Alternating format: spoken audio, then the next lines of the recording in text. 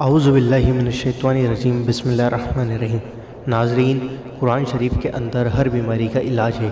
آج ہم آپ کے لیے قرآن شریف کا ایک وظیفہ لائے ہیں جس کو اگر آپ کرتے ہیں تو انشاءاللہ آپ کی آنکھوں کی کوئی بھی پریشانی ہو، نظر کمزور ہو، کم دکھتا ہو، یا پھر آپ کی آنکھوں میں کوئی سی بھی دکھ تکلیف ہو تو ہر بیماری کا علاج اس قرآن شریف کی آیت سے ہو جائے گا۔ ناظرین، اس ویڈیو کو ثواب جاریہ کی نیت سے ضرور شیئر کریں اور ہمارے اس چینل کو ضرور سبسکرائب کریں، کیونکہ ہم آپ کے لیے روزانہ ایسی انفارمیشن والی ویڈیوز لاتے رہتے ہیں۔ ناظرین، اگر آپ کی بھی نظر کمزور ہے تو اس ویڈیو کو پورا اور اینڈ تک دیکھنا۔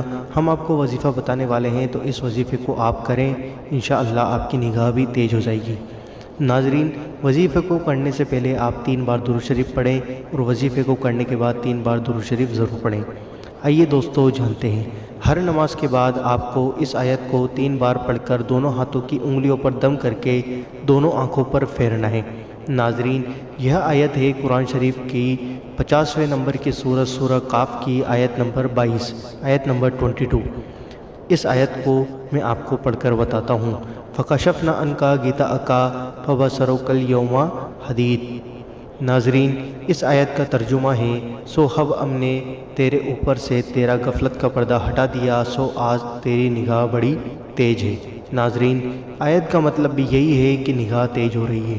ناظرین، اس آیت کو آپ 3 بار پڑھ کر دونوں ہاتھوں کی انگلیوں پر دم کر کے اپنی آنکھوں پر پھیریں اور پھر 3 بار درود شریف پڑھ لیں اور اللہ سے دعا مانگیں، گر گڑا کر رو کر اللہ سے دعا مانگیں، انشاءاللہ عز و جل آپ کی آنکھوں کی پریشانی دور ہو جائے گی۔